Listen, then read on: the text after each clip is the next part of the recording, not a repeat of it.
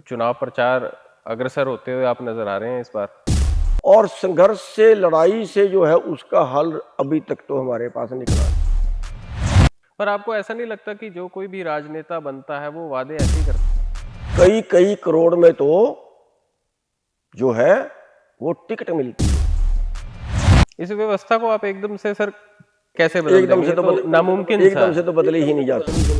किसान एक संगठन का इस्तेमाल करके अब राजनीति करना चाहते हैं, पावर करना चाहते हैं। कितने तक हम पहुंचा पाएंगे ये उस मालिक के हाथ में है, क्योंकि हमारे पास पैसे की भी कोई ज्यादा क्षमता नहीं है। जब आप लोगों को अंदर बुलाया गया मीटिंग में, तब ये एमएसपी गारंटी कानून वाले मुद्दे क्यों नहीं मनवाए गए? या और जो पेंडिंग मुद्दे आज ये बोल रहे हैं यहाँ पर पंजाब में बैठकर, ये क्यों नहीं मनवाए गए चुड़ूनी साहब? मैं तो इसके बारे में जानना चाह रहा हूँ कि ये कहाँ रुक गए, कहाँ बीच में गरारी मतलब जो किसान नेता दल्लेवाल थे उनकी जिद की वजह से 14 मीटिंगें ऐसे ही खराब गई। हरियाणा में चुनावी पारा विधानसभा चुनावों को लेकर बढ़ता नजर आ रहा है और ऐसे में इस वक्त मैं पेहवा के अंदर हूं और खास बातचीत के लिए मेरे साथ एक बहुत ही मशहूर जानी मानी हस्ती किसान नेता गुरनाम सिंह चुड़ूनी है। चुड़ूनी साहब बहुत बहुत नमस्कार, समय देने के लिए बहुत बहुत धन्यवाद। कैसे हैं चुड़ूनी साहब? दया जी मालिक की। अब किसानी के साथ साथ अब विधानसभा चुनावों का भी हम देख पा रहे हैं कि चुनाव प्रचार अग्रसर होते हुए आप नजर आ रहे हैं इस बार। तो किस तरीके से सोचा हुआ है, क्या विजन लेकर चल रहे हैं आप? सबसे पहले तो विजन का ही जान लें। देखिए, विजन ये है कि हम 32 साल से अन्याय के विरुद्ध लड़ रहे हैं, असमानता के विरुद्ध लड़ रहे हैं, अपने अधिकारों को मनवाने के पक्ष में लड़ रहे हैं। 32 सालों में बहुत बार जेल गए, बहुत बार लठ खाए, अंतरात्मा से लड़े, लेकिन रिजल्ट जो आने चाहिए थे वो नहीं आए। 32 साल पहले किसानों की हालत अच्छी थी, आज वो नहीं है। बल्कि ये है कि आम जनता की भी हालत 32 साल पहले अच्छी थी और कारपोरेट के यानी अमीर के और गरीब के बीच की जो खाई थी वो पहले कम थी, अब लगातार बढ़ रही है। और बढ़ते हुए हालत ये हो गई है कि आज 9 लोगों के पास 50 करोड़ लोगों के बराबर प्रॉपर्टी है। तो 2 साल पहले का आंकड़ा दे रहा हूं मैं, उसके बाद तो और बढ़ गई है उनकी। आज 23 करोड़ लोग 2 वक्त की रोटी के मोहताज हैं। आज 80 करोड़ लोग सरकार की भीख पे जिंदा हैं। आज 33 किसान रोजाना सुसाइड कर रहे हैं कर्जे में। आज बेरोजगार अपने देश को छोड़ के बाहर जा रहे हैं, 9-9 हजार रुपए में 12-12 घंटे काम। आज मजदूरों के पास रोजगार नहीं है। आज बाजार का सारा कारोबार कारपोरेट खा गया है, बड़े मॉल खा गए हैं। यानी सारी जनता जो है वो कारपोरेट का भोजन बन गई। और संघर्ष से, लड़ाई से जो है उसका हल अभी तक तो हमारे पास निकला नहीं। इसलिए फैसला किया है कि राजनीति में आ जाए। और एक बात और ये है कि जो राजनीति है वो व्यापार बन गई। व्यापार बनने से पैसे से सत्ता, और सत्ता में आके फिर पैसा कमाते हैं। हालांकि जो राजनीति है वो पैसा कमाने के लिए नहीं होती, वो चौधर के लिए नहीं होती, वो होती है समाज सेवा के लिए। देश को अच्छा कैसे बना सकते हैं, लोगों को ज्यादा सुविधा कैसे दे सकते हैं। लेकिन यहाँ तो आप देखें, शिक्षा का व्यापारीकरण, इसका मतलब है कि अपना देश पीछे धकेल रहे हैं। आप देख रहे होंगे ना कि प्राइवेट स्कूल किस तरीके से अपनी मनमानी करते हैं, किताबों के नाम पर फीस बढ़ा दी गई। बच्चा पढ़ाना कितना मुश्किल है चुड़ूनी साहब आज के समय में। वही कह रहे हैं, व्यापारीकरण कर दिया। जहां जहां से भी वो कमा सकते हैं वो सारे तरीके वो अपना रहे हैं। इसी तरह से स्वास्थ्य का व्यापारीकरण कर दिया। जो धर्म का काम था इलाज करना, अब एक तरफ मरीज मरने को पड़ा है और डॉक्टर उसको देख रहा है ग्राहक की नजर से कि ये ग्राहक आ गया मेरे पास, मुर्गी आ गई। तो अब कंपनियों अस्पतालों में आ गई। यानी अब आधे ऑपरेशन जो है ना वो हो रहे हैं जिनकी जरूरत नहीं है, अपने पैसे कमाने के लिए आदमियों को काट रहे हैं। तो इस देश को बचाएगा कौन? ये सब किसने किया? हमारे देश की राजनीति ने। और राजनीति ने ये क्यों किया? क्योंकि कारपोरेट ने उनको ऐसा करने के लिए पैसे दिए। जब अपना व्यापार बढ़ाने के लिए उनको पैसे दिए, जब उन्होंने अपना व्यापार बढ़ाने के लिए उनको पैसे दिए तो जिन्होंने कानून बनाने थे वो उनके पक्ष में बना दिए, और कारपोरेट जो राजनेता है जो एक पक्ष तो कानून बनाने वाला था और दूसरे पक्ष को चुप रहने के दिए, और अब तो ये रोटी का भी व्यापार करने लगे थे जो पीछे कानून थे, भोजन का भी व्यापार करने लगे। वो तो आप लोगों का संघर्ष रहा काफी इसमें। 750 शहीद करा के हमने देश को बचाया है। केवल अनाज पैदा करने वाले का आंदोलन नहीं था, सारा अगर कारपोरेट के शिकंजे में चला जाए तो सबसे ज्यादा नुकसान खाने वाले को था। 14-15 में 50 रुपए किलो दाल हमारे से खरीदी थी और जनता को जो है वो 200 रुपए किलो में बेची थी। केवल 7 या 8 कंपनियां थी जिन्होंने स्टॉक सीमा सरकार महाराष्ट्र सरकार ने तोड़ी थी, जिन्होंने पूरे देश की दाल खरीद के रख ली थी। अगर पूरे देश की गेहूं चंद लोग खरीद के रख लें तो देश का हाल क्या होगा? भूखमरी होगी, भूखमरी होगी। कंपनियां जो है उनको अपने फायदे, उनका पैसा उनका भगवान होता है, इसलिए इस देश को जो नुकसान किया है वो राजनीति ने किया है। राजनीति गंदी हो गई है, उस राजनीति को सुधारने की जरूरत है। पर आपको ऐसा नहीं लगता कि जो कोई भी राजनेता बनता है वो वादे ऐसे ही करता है चुनावों से पहले, और बाद में वो उन्हीं उद्योगपतियों के कहने पर चलता है? जैसे कि आप पुरानी सरकारें देख लें, मौजूदा सरकारें देख लें, कॉरपोरेट से बाहर नहीं है। राजनीति और कॉरपोरेट का इस तरीके से रिलेशन है कि एक दूसरे से ये बाहर नहीं जा पाती, एक जुड़ाव पैदा हो जाता है। मैं आपको उदाहरण देता हूँ। जो कोई आप देखा है कि आंदोलन से राजनीति निकली है, 77 में आंदोलन से राजनीति निकली थी, क्या एक बार देश में सुधार नहीं हुआ था? जो तरला तबका है क्या उसको राहत नहीं मिली थी? हम ट्रैक्टर पे भी सवारी नहीं बिठा सकते थे, ट्रैक्टरों के भी चलान होते थे, साइकिल पे भी टैक्स लगता था, राहत मिली थी ना? बिजली हमारे पास मोटर नहीं चलाने देते थे, उसके बाद फ्लैट रेट हुए, राहत मिली थी। उसके बाद आप देखें अन्ना हजारे के आंदोलन से राजनीति निकली थी। बेशक दिल्ली में चला, उसमें इलाज फ्री हुआ, शिक्षा फ्री हुई, बहुत कुछ किया। त्रुटि कहाँ आती है कि जब एक बार तो शुद्धिकरण होता है, उसके जब टाइम नहीं गुजरता है तो क्योंकि लोग पैसे वाले को वोट डालते हैं इसलिए वो भी जाके भ्रष्ट हो जाते हैं कि बिना पैसे के तो वोट डलनी नहीं, फिर पैसा कमाओगे तो वोट डलेगी। तो छुड़ूनी साहब, आपका ये कहना है कि पॉलिटिशियंस बेवकूफ नहीं है, जनता बेवकूफ है कि जो पैसे वाले को वोट डाल रही, जिसको अपना भला नहीं करना? देखिए, आप अपने सामने देखिए, अगर एक पासे हमारे देश में राक्षस खड़ा दें जो काट काट के खाता हो आदमियों को और वो 20 करोड़ खर्च दे, और दूसरे पास से आप एक धर्मात्मा को खड़ा दो उसके मुकाबले में, अब धर्मात्मा के पास तो 20 करोड़ होगा नहीं पहली बात तो, और होगा वो क्यों खर्चेगा, उसने क्या कमाना है? तो ये मानिए कि उसको कोई वोट नहीं डालेगा, उस राक्षस को सारे डालेंगे। और ये हिंदुस्तान की राजनीति। अब हमारे राजनेता क्या करते हैं आप देखिए, हमारी राजनीति, कोई जाके कंबल बांटेगा, कोई जाके सूट बांटेगा, कोई जाके दारू बांटेगा, कोई जाके नशा बांटेगा, ठीक है? और ये बांट रहे हैं, दिखा रहे हैं कितने बोर्ड लगवा देंगे, कितने वो दीवारों पे लिखवा देंगे, कितने वो चैनलों को हायर कर लेंगे, वो सारा दिखावा होगा, बस वो ढोल पीटेंगे उनका और जो दिखेगा वो बिकेगा, तो पैसे से सत्ता खरीद लेंगे। इससे आगे कई कई करोड़ में तो जो है वो टिकट मिलती है। अभी कांग्रेस की टिकट लेने के लिए पेहेवा में 1-2 लोग तो ये कह रहे हैं भैया 20 किले बेच के अलग रख दिए हैं, जितने में मिलेगी उतने में ही खरीद देंगे। बहुत बड़ी बात कह रहे हैं आप। हाँ, मैं बहुत बड़ी इसलिए कह रहा हूं ना कि जो 5 करोड़ खर्च के टिकट लेके आएगा तो वो 10 करोड़ और फिर 10 करोड़ ऊपर खर्चेगा भी, तो क्या वो बाड़ा फिरेगा? इसीलिए एक एमएलए बन जाता है तो 100 करोड़ का मालिक होता है। पैसे से सत्ता खरीदते हैं, फिर पैसा बनाते हैं उससे, फिर उससे भी जगह लूटते हैं। आज पेहवे में क्या है, आज पेहवे का बच्चा कहता है कि यहाँ से हमारे से इस काम के इतने पैसे लिए, हमारे से उस काम के इतने पैसे लिए। अब इससे भी आगे चली गई।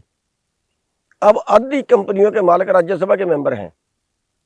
सीधा राजनीतिक पार्टी को 100 करोड़ 50 करोड़ दिया और राज्यसभा का मेंबर बन गया। ठीक है, उदाहरण है आपके सामने। जो कुरुक्षेत्र से एमपी खड़ा था गुप्ता जी, आम आदमी पार्टी से, ये पहले कांग्रेस में था, कांग्रेस से आम आदमी पार्टी में आया। आम आदमी पार्टी ने आती 1 महीने के अंदर इसको राज्यसभा का मेंबर बना दिया। क्यों? राज्यसभा का मेंबर कौन बनाया जाता है? जो किसी वर्ग की नुमाइंदगी करता हो, जो किसी चीज का स्पेशलिस्ट हो, वरना तो जो चुन के जा रहे हैं वो है वहां। राज्यसभा का ऐसा होता है कि वो अपनी बात राज्यसभा में रखे, वो वहां के अपने इलाके की बात, अपने क्षेत्र की बात वो राज्यसभा में रखे, लोकसभा में रखे। इसलिए राज्यसभा के मेंबर जो है वो बनते हैं। अब उसको हरियाणा बारे क्या पता है, उसको किसानों बारे क्या पता है? चलो पता है भी, लेकिन आम आदमी पार्टी ने उसको कैसे बना दिया? क्या बिना पैसे लिए बना दिया था राज्यसभा का मेंबर उसको? उसने पार्टी को फंडिंग कर दी होगी, पार्टी के खर्चे उठ लिए होंगे। भैया ठीक है, पार्टी को जहां खर्च की जरूरत पड़ेगी मैं देता रहूंगा। खर्चे तो पार्टियों के होते हैं, जैसे मैंने बताया कि उनको तो अब होता क्या है, चुनाव में हमने कहीं टेलीविजन पे कोई खबर देनी है, पेड होगी, अखबार में ही पेड होगी। हमारा ढांचा ही गलत है। होना क्या चाहिए, जितने उम्मीदवार हैं उन सब का को चैनल पे बैठे अपना प्रचार करें, फील्ड में जाने की जरूरत ही ना हो। सबको दिन में आधा आधा घंटा दे दो, वो अपनी बात रखें, वो बात जनता तक जाए। ये जो हो गया कि जो ज्यादा पैसे खर्चेगा वो ज्यादा चर्चा में आएगा, ये एक जो है व्यवस्था ही गलत है चुनाव की, और इसका शुद्धिकरण करने के लिए हम आए हैं। इस व्यवस्था को आप एकदम से सर कैसे बदल एकदम देंगे? से तो नामुमकिन सा एकदम से तो बदली ही नहीं जा सकती। साम दाम दंड भेद सब एकदम से तो बदली ही नहीं जा सकती। ये हम तो एक पौधा लगा रहे हैं, उसका फल कब मिलेगा मेरे को नहीं पता, लेकिन हमारा सोचना प्लस में होना चाहिए। हमारा सोचना सही होना चाहिए। अगर हम पहले दिन हम चले हैं कुछ सोच लेके, तो उसको अगले दिन 2 आदमियों तक जाएगी, अगले दिन 4 आदमियों तक जाएगी, अगले दिन 50 आदमियों तक जाएगी। ये उसका तरीका है, उसके हम प्रयास कर रहे हैं। कितनों तक हम पहुंचा पाएंगे ये उस मालिक के हाथ में है, क्योंकि हमारे पास पैसे की भी कोई ज्यादा क्षमता नहीं है। लेकिन हम मीडिया वाले भाइयों से कह रहे हैं कि तुम इस धर्म के काम में हमारा साथ दो। ये धर्म का काम है इस देश को बचाना, इस देश के इंसानों को बचाना। जिनके पास 2 टाइम की रोटी का जुगाड़ नहीं है, उनकी हालत देखिए क्या होगी। हम अभी निकल के आए हैं यहाँ से, झोपड़ियां हैं, हम तो एशिया में बैठे हैं, वहां पंखा तक नहीं है, झोपड़ियां, छत भी इतनी सी ऊंची है। उनके बच्चों का हाल देखिए क्या होगा। किसी को तरस आया उन पे? और उन्हीं बच्चों को नशे पर भी लगाया जाता है। अभी आपने देखा ही, हाल ही में आपने नजर घुमाई होगी यहाँ से, जब हम वापसी आए किस तरीके से बच्चे इंजेक्शन लगा रहे थे, हमें देखते ही भागे। हमारी गाड़ी आई है, हमारी गाड़ी को देख के ये पढ़े टिक्के यहाँ पे वो लगा रहे थे और देख के भागे एकदम। कौन बकवारा नशा? 30,000 करोड़ की स्मैक अडानी के अड्डे से पकड़ी गई, फांसी नहीं दे देनी चाहिए क्या उसको? 30,000 करोड़ की स्मैक भारत में आएगी, भारत की जवानी का कत्ल करेगी, क्या उसको फांसी नहीं दे देनी चाहिए? और हम उसको पाले? कहां चली गई राजनीति?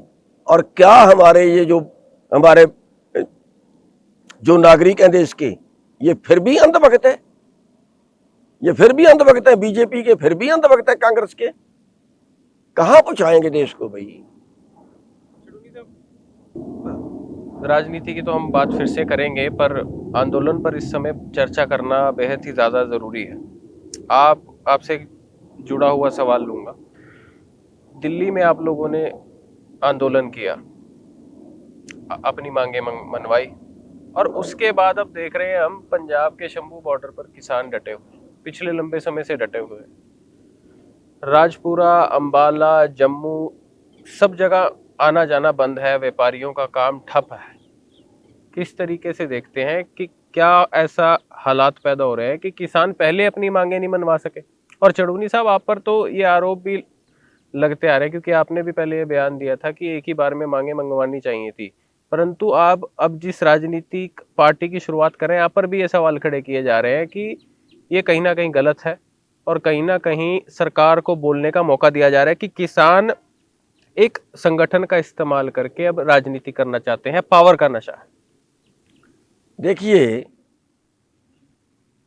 वैसे तो ये डिस्प्यूटेड मैटर है, क्योंकि मेरे खिलाफ पहले ही हमारे संगठनों के नेता बहुत बोलते हैं, लेकिन हमारा झगड़ा क्या है, ये ना तो आंदोलन करते हैं, आर पार का कर दें एक बार में निबेड़ दें, ये ना तो आंदोलन करते हैं ना राजनीति करते हैं।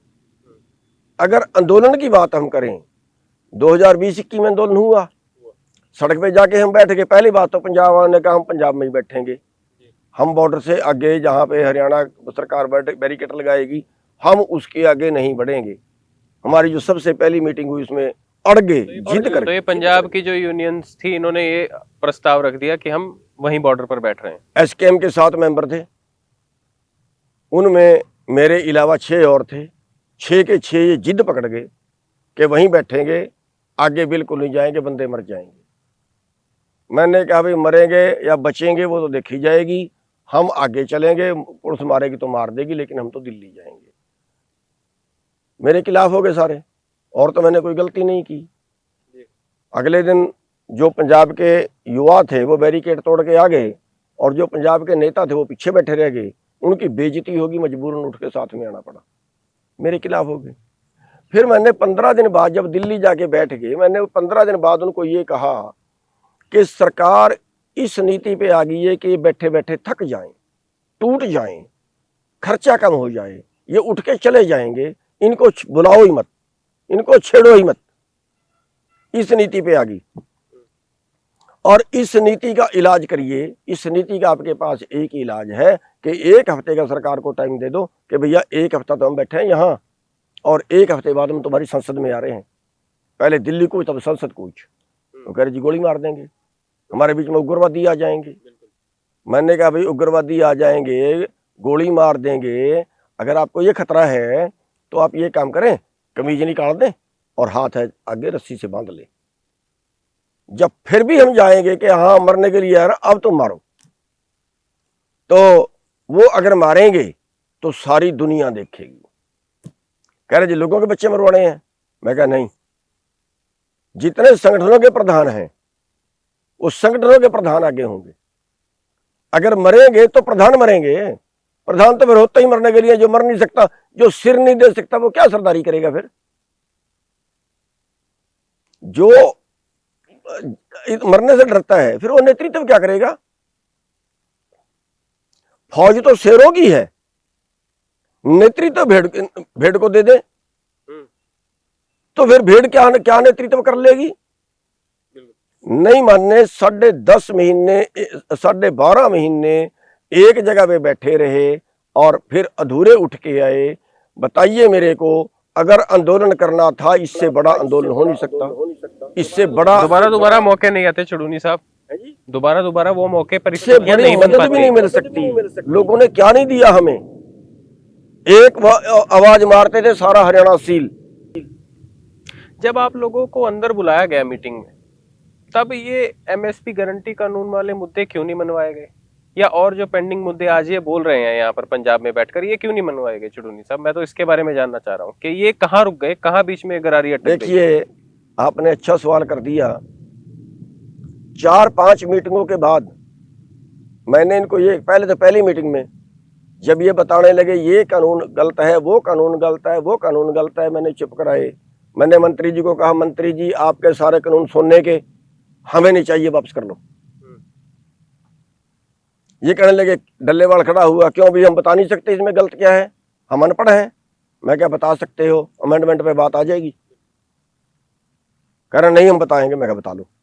इन्होंने 9 कमियां बताई, उन्होंने 9 कमियां नोट की, और उन्होंने कहा हम 3 दिन बाद आपकी मीटिंग बुलाएंगे, 4 दिन बाद अपने सेक्रेटरियों से मीटिंग कर लें। दोबारा मीटिंग बुलाई और उन्होंने कहा हाँ जी, एक एक पे बहस करिए।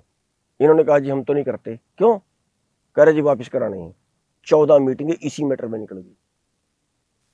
मतलब जो किसान नेता दल्लेवाल थे उनकी जिद की वजह से 14 मीटिंगें ऐसे ही खराब गई।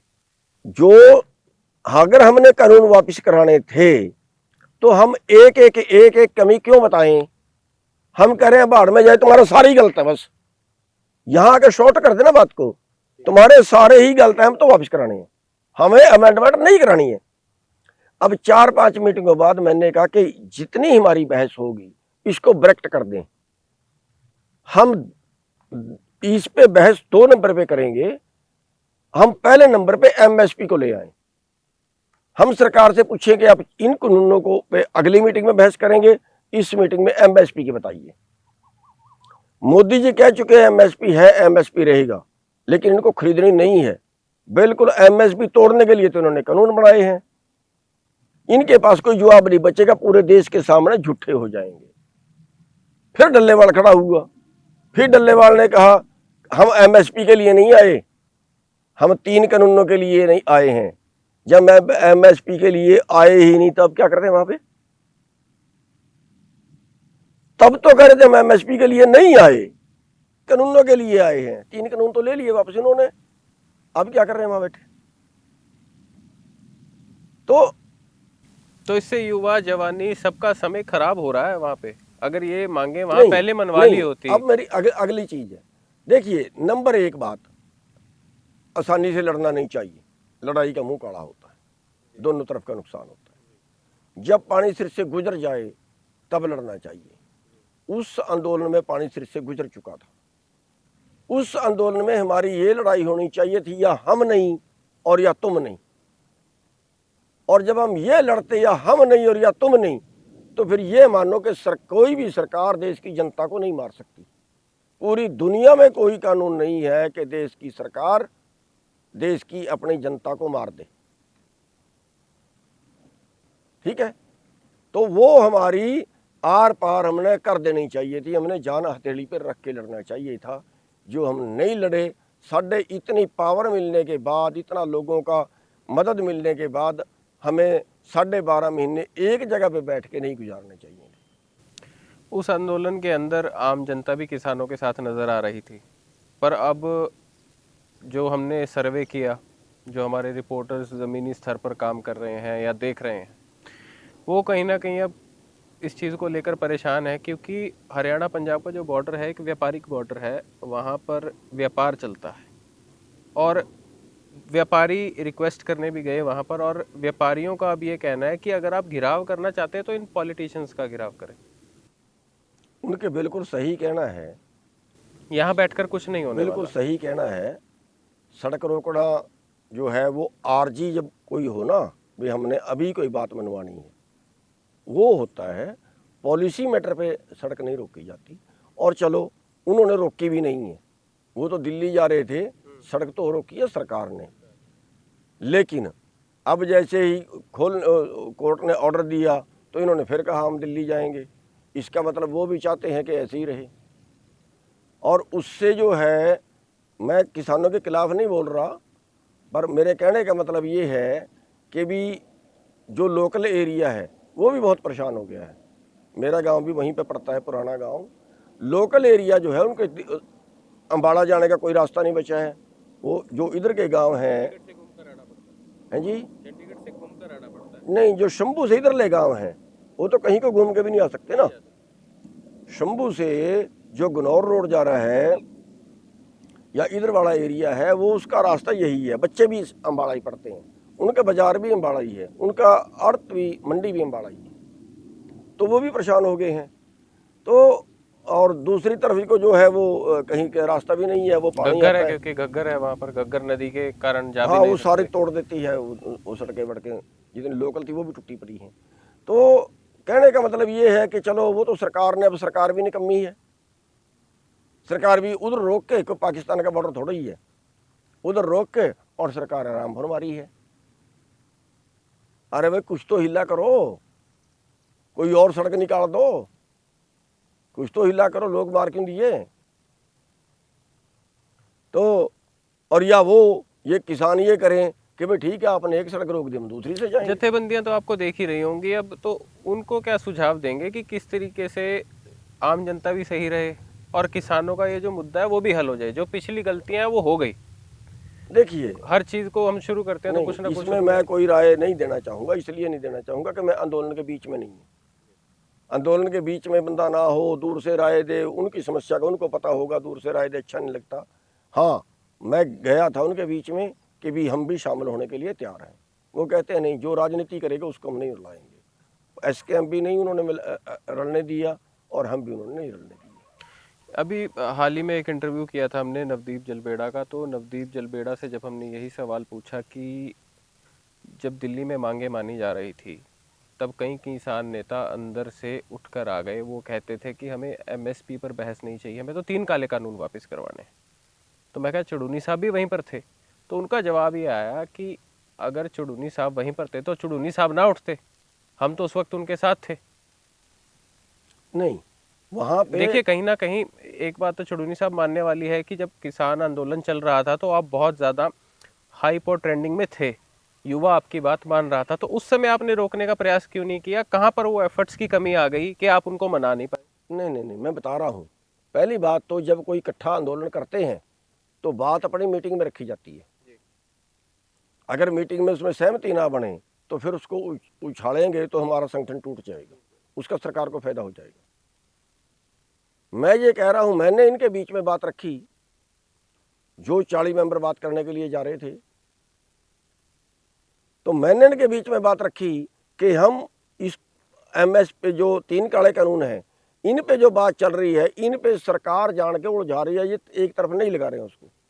हम एमएसपी का मुद्दा रखें तो डल्लेवाल ने उठ के ये विरोध किया और बाकी सारे ने उसका सहयोग किया। तो फिर मैं अकेला क्या करूं जी? क्या मैं अकेला उनसे रखूं और फिर ये कहीं तूने काम बिगाड़ दिया? और आज वही डल्लेवाल सबसे आगे होके कह रहा है एमएसपी चाहिए। मेरे को दो तरफी बात समझ में नहीं आती। चाहिए जरूर, लेकिन तब क्यों, क्या था जब मौका था तब क्या था? हम भिड़े क्यों नहीं? हम ड्रामा क्यों कर रहे थे बैठे बैठे?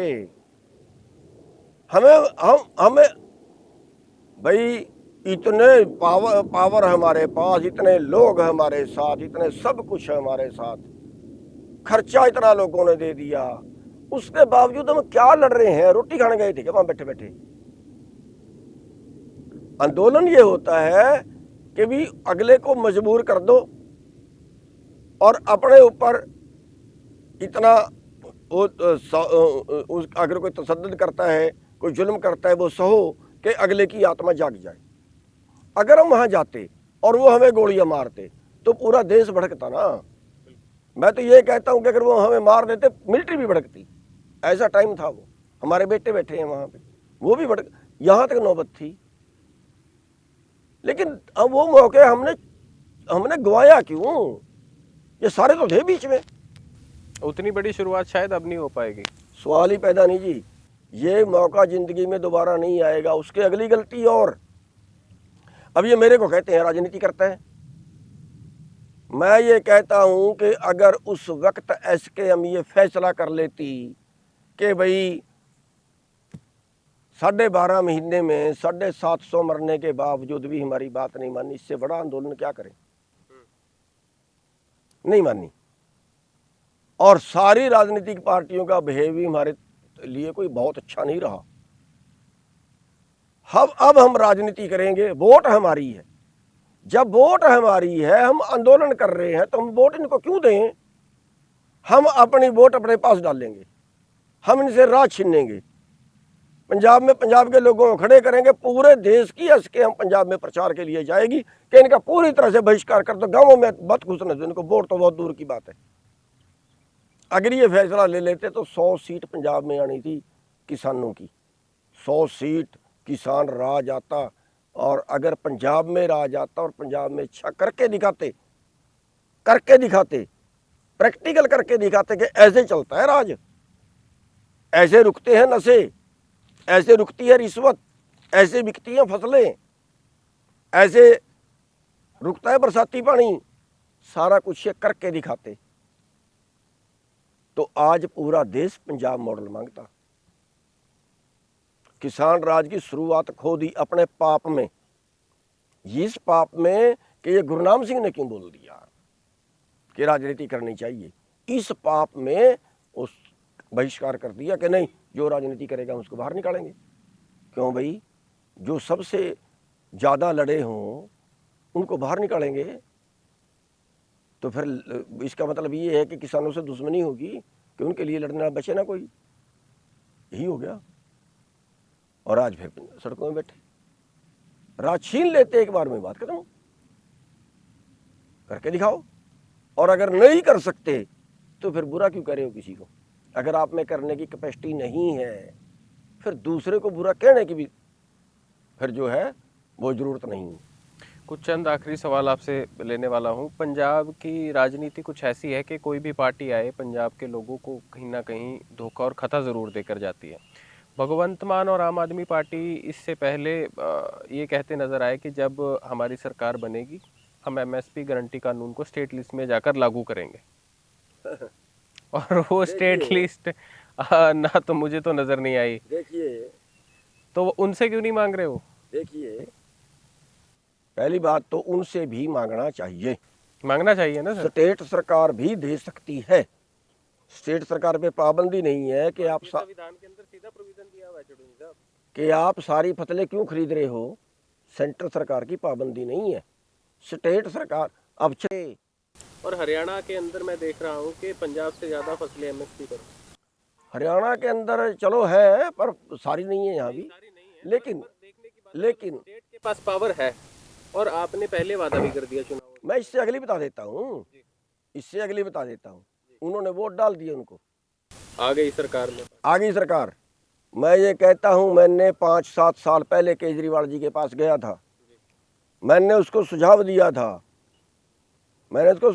था कि केजरीवाल जी दिल्ली में एमएसपी लागू कर दो, स्वामीनाथन रिपोर्ट, दिल्ली में आप स्वामीनाथन रिपोर्ट लागू कर दो। कह रहे कैसे? मैं कहा दिल्ली में जितनी फसल पैदा होती है वहाँ पे गेहूँ, सरसों और धान करीब बस यही फसलें, बाकी तो सब्जियाँ हैं ज़्यादा वहाँ पे, जो दिल्ली के अंदर गांव पड़ते हैं, छोटे मोटे पास लगते गाँव बहुत थोड़ा सा है। मैंने उनको कहा कि आप दिल्ली में स्वामीनाथन रिपोर्ट लागू कर दो। कह रहा फिर? मैं कहा फिर हम आपका सारे देश में प्रचार करेंगे कि जब दिल्ली सरकार एमएसपी लागू कर सकती है तो बाकी सरकारें भी कर सकती हैं भाई, स्वामीनाथन रिपोर्ट लागू कर सकती है। उन्होंने मेरी ड्यूटी लगाई, मंत्री क्या जो ये है वो नहीं मंत्री जिसका वो पैर सा खराब है, गोपाल राय की ड्यूटी लगाई। उनके अधिकारियों से 3 मीटिंगें मैंने की और ये पास कराया कि सारा 65-70 करोड़ रुपया खर्च होता था एमएसपी में और स्वामीनाथन रिपोर्ट में जितना अंतर था। तो मैंने उनको कहा कि हर खेत में, जिस खेत में मान लिया गेहूं है, उस खेत से आप मानो 20 क्विंटल गेहूं निकलेगी, तो 20 क्विंटल का जितना एमएसपी का और स्वामीनाथन रिपोर्ट का अंतर है उतना उसको कैश दे दो, और दूसरा दिल्ली के किसानों का कर्जा माफ कर दो। ये 2 काम कर दो, तुम्हारे पास बजट है, प्रचार तुम्हारा हम फ्री में करेंगे, ठीक है? नहीं किया, मेरे सामने बैठ जाए आज, नहीं किया। जब दिल्ली में नहीं किया जहाँ कुछ खर्चा ही नहीं होता था, पंजाब में तो बहुत खर्च है, पंजाब में तो बजट भी नहीं है और उतना पैसा भी नहीं है पंजाब के पास, है जी, पंजाब के पास उस हिसाब से पैसा भी नहीं है, रेवेन्यू जनरेशन नहीं है, पंजाब के पास बजट नहीं है, कम है, लेकिन दिल्ली में तो बहुत था। जब वो दिल्ली में ही लागू नहीं किया, हम ये चाह रहे थे कि ये कर दे, हम ये चाह रहे थे इनकी पार्टी बड़े फुल्ले, लेकिन नहीं। तो इससे ये साबित होता है कि किसान की सुध लेने वाली हिंदुस्तान में कोई भी पार्टी हितैषी नहीं है। सारे कारपोरेट के पास कहीं ना कहीं सेटल है। आम आदमी पार्टी कारपोरेट के खिलाफ क्यों नहीं बोलती जी? क्यों कारपोरेट के खिलाफ कोई बयान सुने उनके? अंबानी अडानी के खिलाफ कभी उनके बयान सुने कि सारे देश के मालिक बन गए? अभी शादी हुई थी अनंत अंबानी की, तो आपने देखा होगा कि तमाम पक्ष विपक्ष सब इकट्ठा हो रहे थे उनकी शादी में, एक नया चेहरा देखने को चले जाए, शादी में तो चले जाए, कोई बात नहीं, पर कहीं ना कहीं आपको नजर तो 5,000 करोड़ रुपया खर्च किया है एक शादी में, 5,000 करोड़। अरे कोई सीमा तो होगी, कितने का अमीर होंगे वो लोग, उसी देश में दूसरे भूख से क्यों मर रहे हैं? उसी देश में लोगों के पास मकान क्यों नहीं है? मैं अभी बताया, झोंपड़ियों में बैठे हैं लोग, ऊपर खाली पॉलीथीन डाला हुआ है। इंसान नहीं है क्या वो? उस भारत के नागरिक नहीं है क्या वो? 5,000 करोड़ शादी में खर्चने के लिए है। एक आदमी के पास 15 लाख करोड़ कर्जा माफ कर दिया उन्हीं लोगों का, अमीरों का 15 लाख करोड़। यहाँ 33 किसान रोज मरते हैं, किया किसी का? इस देश को बचाएगा कौन? पानी की मारी खेती पानी से ही हरी होगी। राजनीति का मारा देश राजनीति से ही बचेगा। मैं उनको मंद बुद्धि और मूर्ख मानता हूं जो ये कहते हैं किसान को राजनीति नहीं करनी चाहिए। वो पाप कर रहे हैं, जाने में अनजाने में पाप कर रहे हैं। देश के किसानों को मार रहे हैं वो लोग। देश के किसानों को राजनीति में आना चाहिए और हम आपके माध्यम से देश के सारे किसानों को कहते हैं, संदेश दे दीजिए, क्योंकि आखिरी सवाल था ये मेरा। कुछ संदेश आम जन को, आम नागरिक को, किसानों को अपनी तरफ से अपना पर्सनल ओपिनियन जो देना चाहते हैं। मैं यही संदेश देना चाहूँगा कि बिना राजनीति के कोई हल नहीं है। हमने इसकी शुरुआत कर दी है। संयुक्त संघर्ष पार्टी बनाई है। हरियाणा का विधानसभा चुनाव लड़ेंगे। जो पंजाब की 4 सीटें अभी सब इलेक्शन होगा उन पे भी लड़ेंगे। और हरियाणा में हमारा चुनाव निशान ऑटो है। सारे भाई जुड़ें, इन सारी राजनीतिक पार्टियों का सुपड़ा साफ करें, फिर देखना देश कैसे बदलता है। बहुत बहुत शुक्रिया चुड़ूनी साहब समय देने के लिए। अच्छा लगा आपसे तमाम मुद्दों पर बात करके। तो ये थे हमारे साथ गुरनाम सिंह चुड़ूनी, जिन्होंने तमाम मुद्दों पर हमारे साथ चर्चा की और बिल्कुल काफ़ी एक ब्रीफ डिस्कशन हुई, जिसके अंदर हमने एक निष्कर्ष निकाला कि किसान हितैषी कितनी सरकारें हैं और कितनी नज़र आ रही हैं। तो ऐसे में देखते रहिए। चंडीगढ़ से पंखिल वर्मा की रिपोर्ट।